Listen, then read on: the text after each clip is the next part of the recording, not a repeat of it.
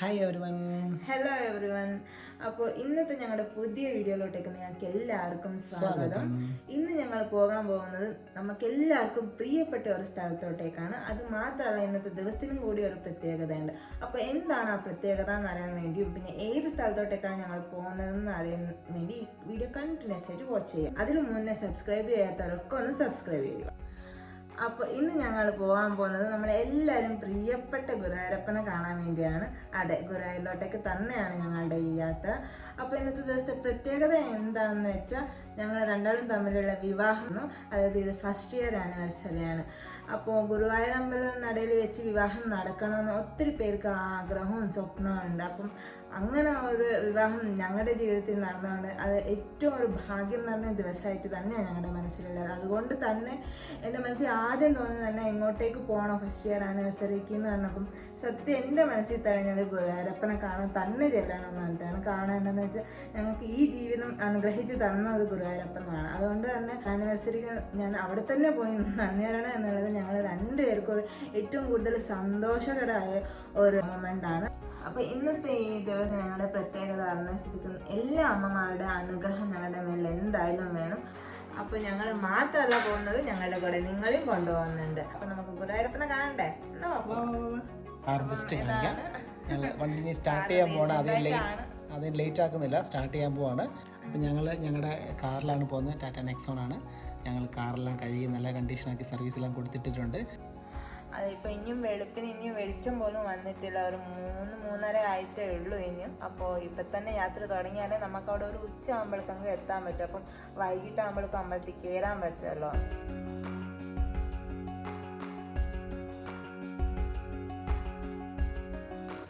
അങ്ങനെ ഞങ്ങളിതേ ഇപ്പം മൈസൂർ എത്തി. ഈ കാണുന്നതാണ് മൈസൂർ പാലസ്. അതായത് മൈസൂരിലെ തന്നെ ഏറ്റവും ഫേമസ് ആയ ഒരു ടൂറിസ്റ്റ് പ്ലേസ് കൂടിയാണ് ഈ പാലസ്.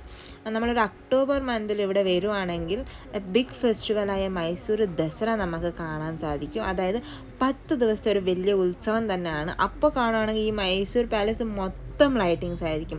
പാലസ് മാത്രമല്ല, മൊത്തം മൈസൂർ തന്നെ ലൈറ്റിങ്സ് കൊണ്ട് നിറഞ്ഞിരിക്കും. അപ്പം നിങ്ങൾ ആരെങ്കിലും വരാൻ ആഗ്രഹിക്കുന്നുണ്ടെങ്കിൽ തീർച്ചയായിട്ടും ആ സമയത്ത് വരുക. അപ്പം ഞങ്ങൾ ഏകദേശം ഇപ്പം മൈസൂർ കഴിഞ്ഞ് ബണ്ടീപൂർ ഫോറസ്റ്റ് പ്രവേശിക്കാൻ പോവുകയാണ്. അപ്പോൾ ഫോറസ്റ്റ് ചിലപ്പം നമുക്ക് മാനും മയിലും ഒക്കെ കാണാൻ കിട്ടുമായിരിക്കും. ചിലപ്പോൾ ആനയെ കിട്ടുവാണെങ്കിൽ ഞാൻ നിങ്ങൾക്ക് തരാവേ. ഹലോ ഗൈസ്, ഞങ്ങൾ ഗുരുവായൂരിലേക്ക് പോകുന്ന പാതി വഴിയിലാണ്.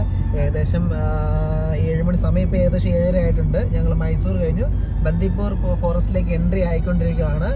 നല്ല ചെറിയൊരു മൂടൽ മഞ്ഞൊക്കെ ഉണ്ടായിരുന്നു, എന്നാലും വണ്ടി ഓടിക്കാൻ അങ്ങനെ ബുദ്ധിമുട്ടോ കാര്യങ്ങളൊന്നുമില്ല. അപ്പം അങ്ങനെ പോയിക്കൊണ്ടിരിക്കുന്നു. അങ്ങനെ ഞങ്ങളിതേ ഇപ്പോൾ മൈസൂരൊക്കെ കഴിഞ്ഞ് ബണ്ടീപൂർ ഫോറസ്റ്റിലോട്ടേക്ക് എൻ്റർ ആയിക്കൊണ്ടിരിക്കുകയാണ്. അപ്പോൾ ഇവിടെ എന്തേലും ഒരു വന്യജീവികളെ കാണാൻ സാധിക്കുമെന്ന് നമുക്ക് നോക്കാവേ. അങ്ങനെ കാണുകയാണെങ്കിൽ തീർച്ചയായിട്ടും നിങ്ങൾക്കും കൂടി കാണിച്ചു തരാവേ.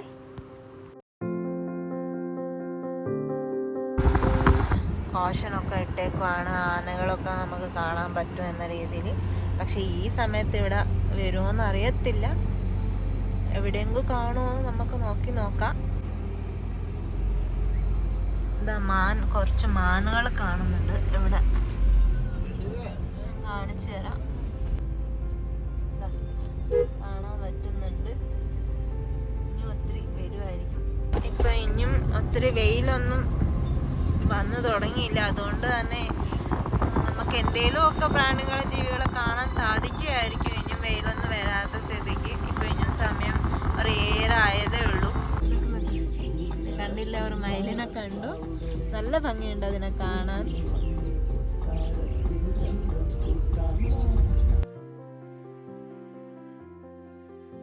ഇതേ നമുക്കിവിടെ ആനേനെ കാണാൻ കിട്ടിയിട്ടുണ്ട്. എല്ലാവരും നോക്കുക. 2 കുട്ടി ആനയാണ്. വലുതല്ലാന്നാണ് തോന്നുന്നത്. 3 എണ്ണം ഉണ്ട്. ഇത് ഇവിടെ 2ഉം പിന്നെ ഇപ്പുറത്തെ വശത്ത് 1ആയിട്ട് ഉണ്ട്.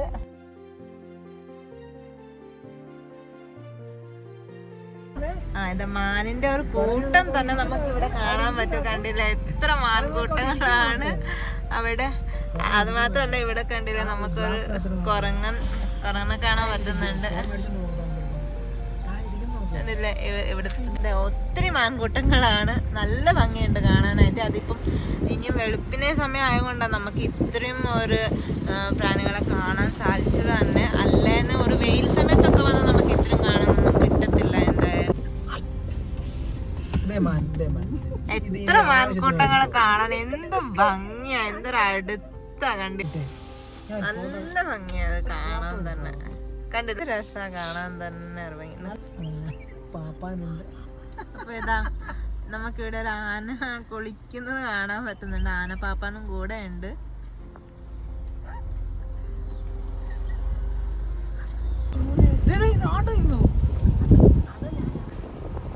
കണ്ടില്ല, ഒരു വലിയ ആനനെ നമുക്ക് ഇവിടെ കാണാൻ സാധിക്കുന്നുണ്ട്. നല്ല വലിയ ആനയാണ് കാണാന്.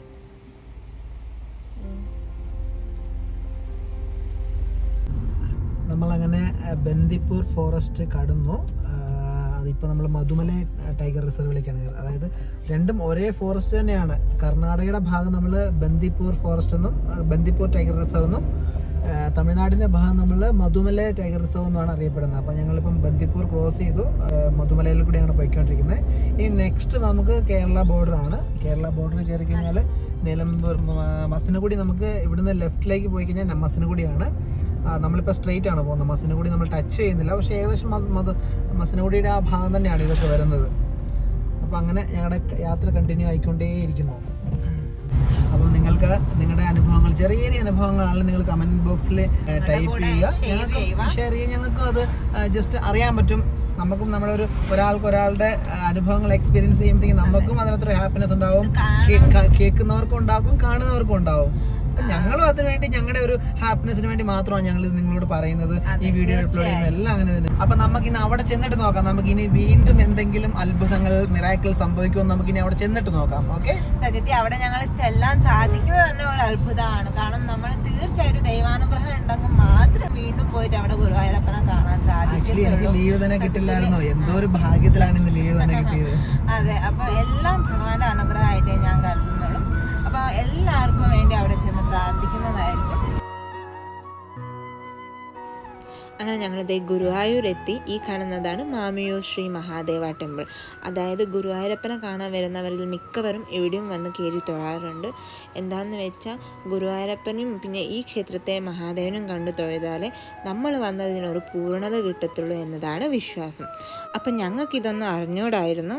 ഞങ്ങൾ ജസ്റ്റ് ഹോട്ടൽ തേടി വന്നതാണ്. അപ്പം ഇങ്ങനൊരു ക്ഷേത്രം കണ്ടപ്പോൾ കയറി തൊഴുത് പിന്നെയാണ് ഞങ്ങൾക്ക് മനസ്സിലായത് ഇവിടെ ഇങ്ങനൊരു വിശ്വാസം കൂടി ഉണ്ടെന്ന്.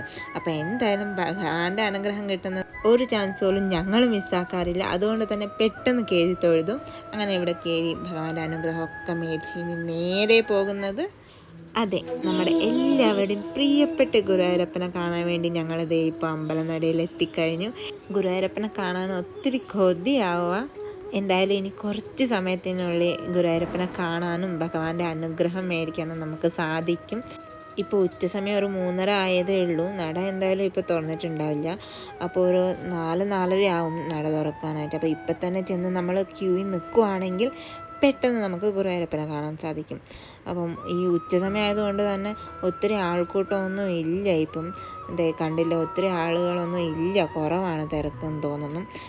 എന്തായാലും ഒത്തിരി വലിയ ക്യൂ ഉണ്ടാവില്ല എന്നാണ് പ്രതീക്ഷിക്കുന്നത്. നമുക്ക് നോക്കാം. ഇവിടെ എന്തോ ഒരു പരിപാടി നടക്കുന്നുണ്ട്, നല്ല സൗണ്ട് കേൾക്കാൻ സാധിക്കുന്നുണ്ട്. നമുക്ക് ചെന്ന് നോക്കാം എന്താണെന്ന്. ഇതേ ഒരു ഡാൻസ് പ്രോഗ്രാമാണ് ഇവിടെ നടന്നുകൊണ്ടുള്ളത്. നല്ല ഭംഗിയുണ്ട് ആ കൊച്ചിൻ്റെ ഡാൻസ് കാണാൻ. ഒത്തിരി പേര് ഇങ്ങനെ കണ്ടുകൊണ്ടിരിക്കുക. അപ്പം ഞങ്ങളും ആ ഡാൻസ് കുറച്ച് നേരം കണ്ട് ആസ്വദിച്ച് പിന്നെ വൈകാതെ പെട്ടെന്ന് ഗുരുവായൂരപ്പനെ കാണണ്ടേ നമുക്ക്. അതുകൊണ്ട് പെട്ടെന്ന് അവിടെ നിന്ന് ഞങ്ങൾ ക്യൂവിൽ പോയി നിൽക്കാൻ പോവാണിപ്പം. അവിടെ കാണുന്ന ആദ്യത്തെ മണ്ഡപത്തിൽ വെച്ചായിരുന്നു ഞാനും ഹരിയും തമ്മിലുള്ള വിവാഹം കഴിഞ്ഞ കൊല്ലം ഇതേ ദിവസം. അപ്പോൾ എല്ലാത്തിനും ഗുരുവായൂരപ്പനെ കണ്ട് ഒത്തിരി നന്ദി പറഞ്ഞിട്ട് പിന്നെ നിങ്ങൾക്ക് എല്ലാവർക്കും വേണ്ടി പ്രാർത്ഥിച്ചിട്ട് പെട്ടെന്ന് വരാവേ. ബാക്കി വിശേഷങ്ങളൊക്കെ വന്നിട്ട് പറയാവേ. ഹലോ കൂട്ടുകാരെ, അങ്ങനെ ഇപ്പം അത്ര ഗുരുവായൂരപ്പനെ കണ്ട് അനുഗ്രഹം മേടിച്ചിറങ്ങിയതേ ഉള്ളൂ. ഗുരുവായൂരപ്പനെ കണ്ണ് നിറച്ചും കാണാൻ സാധിച്ചു. പക്ഷെ കണ്ട് കൊതി മാറിയോന്ന് ചോദിച്ചാൽ ഇല്ല കേട്ടോ. കാരണം ഗുരുവായൂരപ്പനെ എത്ര കണ്ടാലും ആർക്കും കൊതി മാറത്തില്ല. മനസ്സിന് ഒത്തിരി സന്തോഷം തോന്നുമായിപ്പം. പിന്നെ മറന്നിട്ടില്ല കേട്ടോ, നിങ്ങൾക്ക് എല്ലാവർക്കും വേണ്ടി ഞാൻ പ്രാർത്ഥിച്ചിട്ടുണ്ട്. നിങ്ങളെല്ലാവരും ആഗ്രഹിക്കുന്ന എല്ലാ നല്ല കാര്യങ്ങളും ഒരു മുടക്കവും വരാതെ നല്ല രീതിയിൽ നടക്കട്ടെ. അപ്പം ഞങ്ങളിപ്പോൾ ഇനി ഇവിടുന്ന് ഇറങ്ങാൻ പോവാം. വൈകാതെ വീണ്ടും ഭഗവാനെ കാണാൻ സാധിക്കട്ടെ എന്ന് പ്രാർത്ഥിച്ചുകൊണ്ട് അപ്പോൾ ഇറങ്ങാമല്ലേ. അങ്ങനെ ഞങ്ങളിത് ഇപ്പോൾ ഒരു ചായക്കടയിലോട്ട് കയറിയേക്കോ. ചായ കുടിക്കാനായിട്ട് വിശക്കുന്നുണ്ടായിരുന്നു കുറച്ച്. അപ്പം നല്ല ചൂട് ചൂട് വാഴക്ക ബജ്ജിയാണ് ഞാനിപ്പോൾ കഴിച്ചുകൊണ്ടിരിക്കുന്നത്. വെറുതെ വരെയല്ല, നല്ല ചൂടുണ്ടായിരുന്നു. ഉള്ളിവടയാവട്ടെ, ഉഴുന്ന് വടയാവട്ടെ, പരിപ്പ് വടയാവട്ടെ എല്ലാം നല്ല ടേസ്റ്റും നല്ല ചൂടും ഉണ്ടായിരുന്നു. പോകുന്ന വയലിൽ ഒരു കൊന്നപ്പൂ മരം കണ്ട് നിറച്ചും പൂവായിരുന്നു. അങ്ങനെ പൂവൊക്കെ കണ്ടുകൊണ്ട് ഞങ്ങൾ ഇപ്പോൾ പോകാൻ പോകുന്നത് ചാവക്കാട് ബീച്ചിലോട്ടേക്കാണ്. ഇപ്പോൾ ഏകദേശം സൺസെറ്റായി തുടങ്ങി. അപ്പോൾ ഈ സമയത്ത് പോവുകയാണെങ്കിൽ ബീച്ചിൽ നമുക്ക് നല്ല രീതിയിൽ ആസ്വദിക്കാൻ പറ്റിയ ഒരു സമയം തന്നെയാണ്. അപ്പം പെട്ടെന്ന് പോവാം നമുക്ക്. കണ്ടില്ലേ, ബീച്ചിൻ്റെ അടുത്തായതുകൊണ്ട് സന്ധ്യാസമയം പോലും കാണാൻ എന്തൊരു ഭംഗിയായിപ്പോൾ അല്ലേ. അങ്ങനെ ഞങ്ങളിപ്പം ചാവക്കാട് ബീച്ചെത്തി. നിങ്ങളിൽ ഒത്തിരി പേര് വന്ന അതേ ചാവക്കാട് ബീച്ച് തന്നെയാണിത്. എന്തൊരു ഭംഗിയാണ്. ഞാൻ ആദ്യമായിട്ടാണ് എന്തായാലും വരുന്നുള്ളത്. അപ്പം നല്ല ഭംഗിയുണ്ട് കാണാൻ. നല്ല ശാന്തമായ ഒരു കാഴ്ചയാണ് കാണാൻ സാധിക്കുന്നത് ഇപ്പോൾ ഇവിടെ.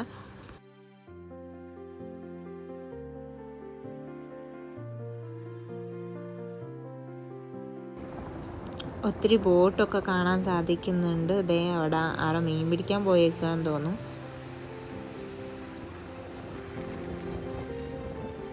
എന്ത് ഭംഗിയല്ലേ ആ സൂര്യാസ്തമം കാണാൻ. ഒത്തിരി ബോട്ടൊക്കെ ഇവിടെ കാണാൻ സാധിക്കുന്നുണ്ട്. അങ്ങേ ദൂരെ ഇവിടെ ഒന്നുണ്ട് അടുത്ത്. ഇപ്പം ഇവിടെ ഒന്ന് വന്ന് നിന്നതേ ഉള്ളൂ. മീൻ പിടിക്കാൻ പോയതാന്ന് തോന്നുന്നു ഇവിടെ ഉള്ളവർ. ഞാനെന്നാ ബീച്ചിൻ്റെ കൂടെ ചെന്ന് കളിച്ചിട്ട് ഇപ്പം വരാവേ.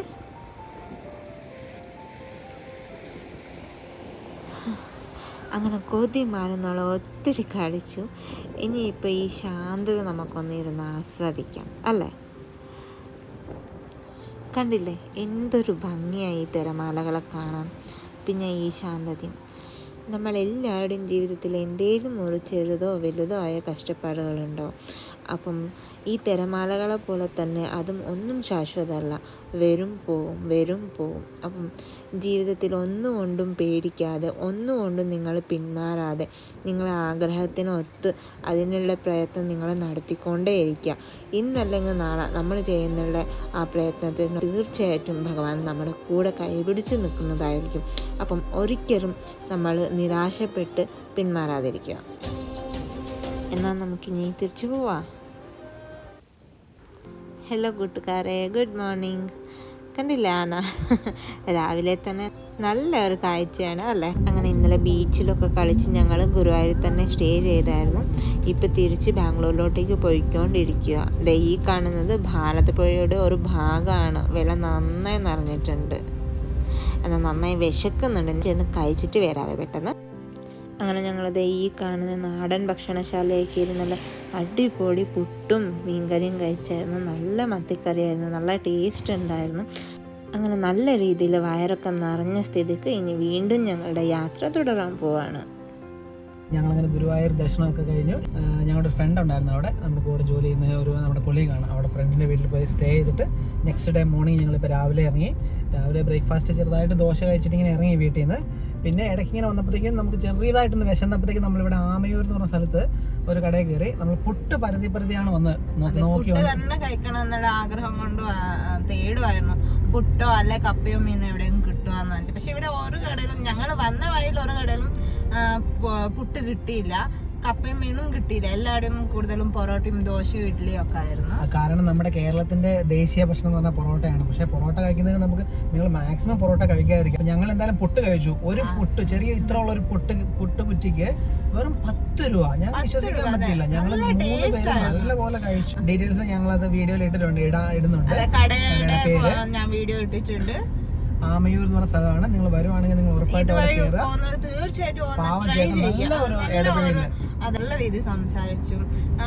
ഒത്തിരി ലാഭമൊന്നും പ്രതീക്ഷിച്ച് ചെയ്യുന്ന കടയെ ഞങ്ങൾക്ക് തോന്നുന്നില്ല. കാരണം അത്രയും കുറവ് വിലയ്ക്ക് അവർ വിൽക്കുന്നത് നല്ല ടേസ്റ്റ് ആയിട്ടുണ്ട്. അപ്പോൾ തീർച്ചയായിട്ടും നിങ്ങൾ ഒന്ന് ഇതുവഴി വരുന്നത് തീർച്ചയായിട്ടും ഒന്ന് ട്രൈ ചെയ്യുക. ഞങ്ങളങ്ങനെ പെരിന്തൽമണ്ണയിലേക്ക് കടക്കുകയാണ്. നല്ലൊരു വ്യൂ ആണ് പെരിന്തൽമണ്ണയിൽ ഞങ്ങൾക്ക് ഇപ്പോൾ കിട്ടിയിരിക്കുന്നത്. പെരിന്തൽമണ്ണ നല്ല അടിപൊളി അൽഫാം കിട്ടുമെന്ന് കേട്ടിട്ടുണ്ട്. നിങ്ങളപ്പം വരുവാണെങ്കിൽ ട്രൈ ചെയ്യാം. ഞങ്ങൾക്കിപ്പോൾ രാവിലെ സമയമായിട്ട് നമുക്ക് അൽഫാം കഴിക്കാനുള്ള സമയമില്ല. സൺഡേ ആയതുകൊണ്ട് ഒത്തിരി കടകളൊന്നും തുറന്നിട്ടില്ല. പക്ഷെ പെരിന്തൽമണ്ണയിൽ അറേബ്യൻ ഫുഡുകൾ നല്ല അടിപൊളിയാണ്. ഇവിടുത്തെ ദം ബിരിയാണി ആയിട്ടോ അൽഫാം, കുഴിമന്തി അങ്ങനെയുള്ള സംഭവങ്ങളൊക്കെ ഇവിടെ നല്ല ഷവർമയൊക്കെ നല്ല ഇതിലാണ് കിട്ടുന്നത്. എനിക്ക് ഇത്രോ നേരം ഓടിച്ചിട്ട് ഇപ്പല്ല ഒരു നേരം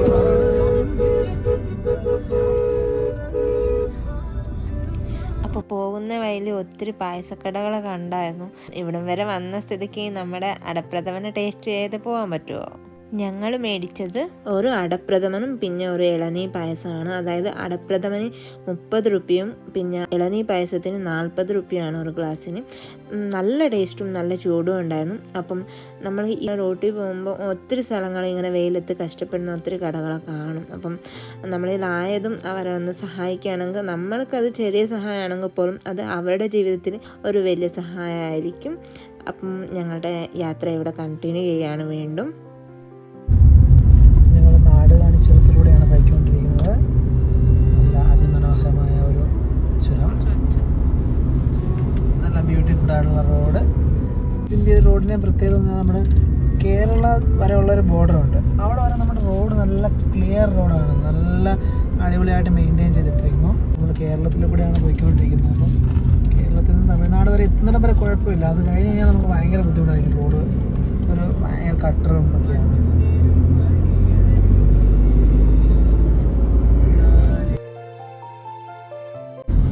കണ്ടില്ല എന്താണ് കയ്യിലിരിക്കുന്നതെന്ന്? അതെ, നമ്മളെല്ലാവരും കുട്ടിക്കാലത്ത് ഒത്തിരി കൊതിച്ചും കാത്തിരുന്നും കഴിക്കുന്നുണ്ടായ ഒരു ഐസ്ക്രീം അല്ലേ? ഇത് കണ്ടപ്പോൾ ഞാൻ ഓടിച്ചെന്ന് മേടിച്ചു. അങ്ങനെ കയ്യിലൊരു ഐസ്ക്രീമും പിന്നെ കണ്ണ് നിറച്ച് ഈ പ്രകൃതി ഭംഗിയും കണ്ട് ആസ്വദിച്ചുകൊണ്ട് ഇങ്ങനെ യാത്ര ചെയ്യുന്നത് നല്ല സുഖമാണ് അല്ലേ? നിങ്ങളും ചെയ്തിട്ടുണ്ടോ? ഇതിലൊന്നാണ് നമ്മൾ എത്രയും വളർന്നാലും നമ്മുടെ കാലം എത്രയും മാറിയാൽ പോലും ബസ്സിൻ്റെ വിൻഡോ സീറ്റ് തന്നെ പിടിച്ച് നമുക്ക് പ്രിയപ്പെട്ട ആ ഒരു പാട്ട് കേട്ട് ആ ഒരു യാത്രയിലത്തെ നല്ല ആ ഒരു ഫീൽ ഒരിക്കലും നമ്മൾ ആർക്കും മറക്കാൻ പറ്റാത്ത ഒരു മൊമെൻ്റാണ് അല്ലേ?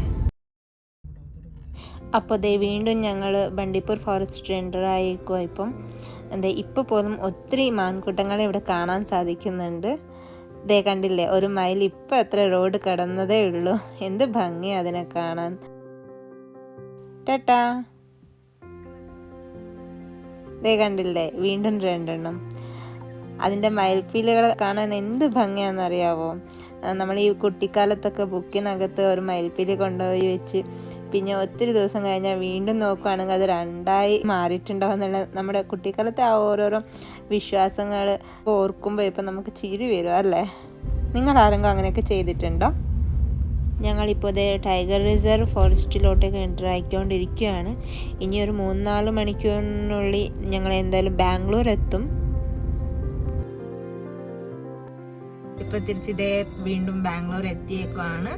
ഇപ്പൊ ഏകദേശം 2 കിലോമീറ്റർ വീട്ടിലേക്കുള്ളൂ. അപ്പോൾ ഞങ്ങൾക്ക് ഒരു 20 മിനിറ്റ് ആയിട്ട് ഞങ്ങൾ ഒരു ട്രാഫിക് ആയിട്ട് ഇങ്ങനെ നിൽക്കുവാണ്, വെയിറ്റ് ചെയ്യുകയാണ്. അപ്പോൾ കൂടുതൽ വീഡിയോകളായിട്ട് ഞങ്ങൾ വീണ്ടും വരുന്നതായിരിക്കും. അതുവരെ മറക്കാതെ ഞങ്ങളുടെ ഈ വീഡിയോ നിങ്ങൾക്ക് ഇഷ്ടപ്പെട്ടെങ്കിൽ എല്ലാവരുടെ അടുത്തും ഷെയർ ചെയ്യുക, മറക്കാതെ കമൻറ്റ് ചെയ്യുക. അതോടൊപ്പം ഞങ്ങളുടെ ചാനൽ സബ്സ്ക്രൈബ് ചെയ്യുക. എന്തെങ്കിലും ചെറിയ ചെറിയ മിസ്റ്റേക്സ് സംഭവിച്ചിട്ടുണ്ടെങ്കിൽ ഒന്ന് ക്ഷമിച്ചേക്കുക. അപ്പോൾ എല്ലാവർക്കും വളരെ നന്ദി ഈ വീഡിയോ വാച്ച് ചെയ്തതിന്. Thank you. Bye. Good night.